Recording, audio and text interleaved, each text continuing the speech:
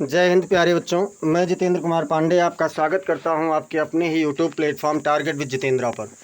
प्यारे बच्चों, इस समय हम लोगों का ट्रांसलेशन का सीरीज चल रहा है जिसमें हम लोग यूज़ ऑफ प्रीपोजिशन देख रहे हैं और ये स्टैंडर्ड इंग्लिश ट्रांसलेशन के नाम से आप लोगों को मिल रहा है।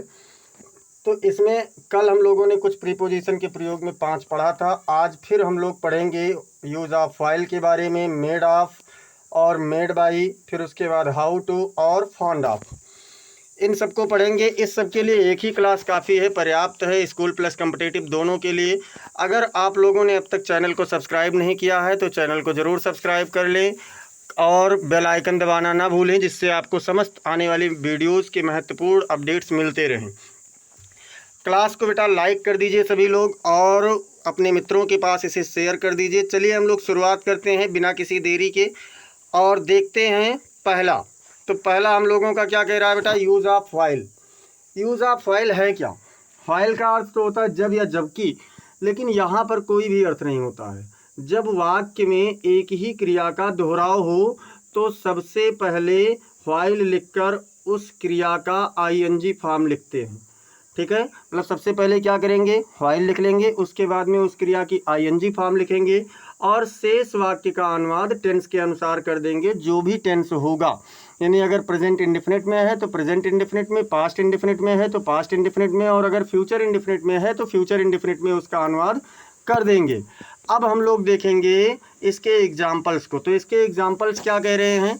इसका एग्जाम्पल्स कह रहा है बेटा, जैसे कहा गया कि वह दौड़ते दौड़ते विद्यालय गया। देखिए एक ही क्रिया है, दौड़ते दौड़ते, 2 बार आया है ना, तो इसका दोहराव हो रहा है। तो सबसे पहले क्या करेंगे, व्हाइल लिखेंगे, उसके बाद रनिंग लिखेंगे, व्हाइल रनिंग।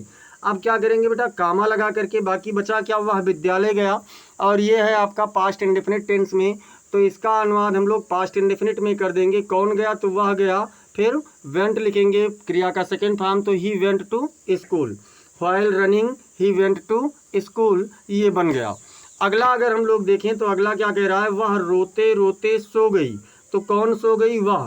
तो अब देखिए यहाँ पर 2 क्रिया रोते रोते का दोहराव हो रहा है। तो सबसे पहले क्या करेंगे, व्हाइल, फिर वीपिंग, इसका आईएनजी फॉर्म ही रहेगा, और वह सो गई बचा, तो ये पास्ट इंडेफिनिट में है, सी सेलेक्ट क्रिया का सेकंड फॉर्म हो गया। आशा है आप लोगों को यूज़ ऑफ फाइल समझ में आया होगा। कमेंट सेक्शन में एक बार कंफर्म जरूर करें। और अब हम लोग चलते हैं use of made of. Made of क्या है? मेड ऑफ मतलब होता है बना हुआ।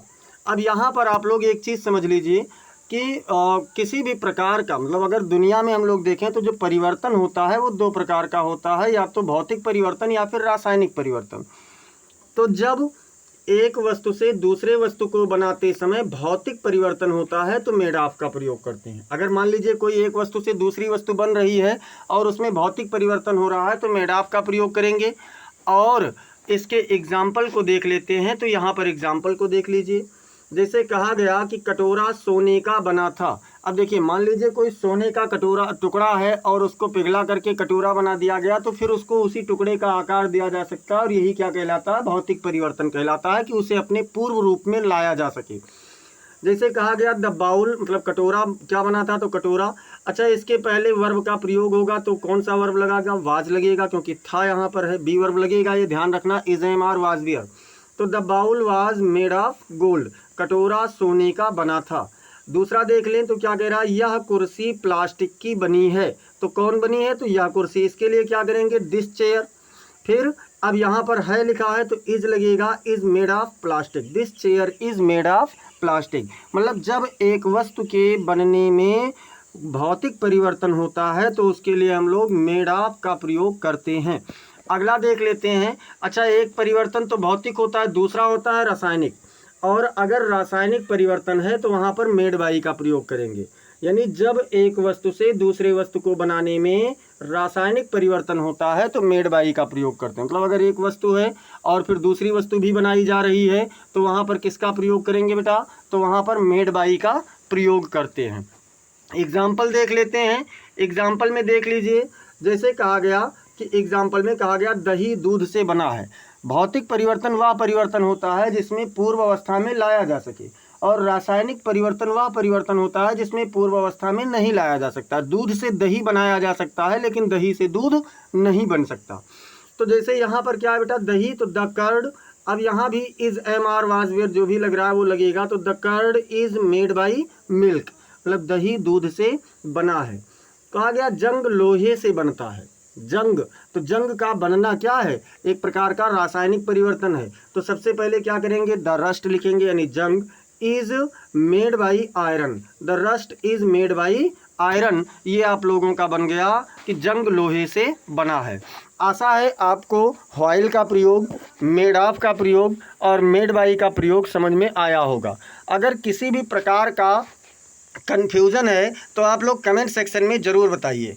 चलिए अब हम चलते हैं use of how to. How to क्या है, हाउ टू का अपना विशेष अर्थ कोई नहीं होता, लेकिन कार्य करने की विधि प्रकट करने के लिए हाउ टू का प्रयोग करते हैं। जैसे कोई कार्य है और उसकी विधि प्रकट करना है कि कार्य कैसे हुआ या कार्य कैसे हो रहा है, तो उसके लिए क्या करेंगे बेटा, हाउ टू का प्रयोग करते हैं। और एग्ज़ाम्पल में देख लीजिए, एग्ज़ाम्पल क्या कह रहा है, एग्ज़ाम्पल कह रहा है कि मैं अंग्रेजी बोलना जानता हूँ। तो कौन जानता है, तो मैं। अब आई लिखेंगे, उसके बाद में नो, यानी KNOW, आई नो, ये मैं जानता हूँ, क्या जानता हूँ, अंग्रेजी बोलना, यानी हाउ टू स्पीक इंग्लिश। अच्छा, इसको डायरेक्ट भी बना सकते थे, I know to speak English, लेकिन यहाँ हाउ टू है तो उसकी विधि को बता रहा है। क्या आप तैरना जानते हैं, तो जैसे क्या कहा गया, ये प्रेजेंट इंडेफिनिट में है, तो do you know how to swim, do you know how to swim. मतलब कोई कार्य जब करने के तरीके के बारे में, विधि के बारे में पूछा जाएगा तो किसका प्रयोग किया जाएगा, हाउ टू का प्रयोग किया जाएगा। अगर अभी कोई कन्फ्यूज़न है इसमें तो बताइए।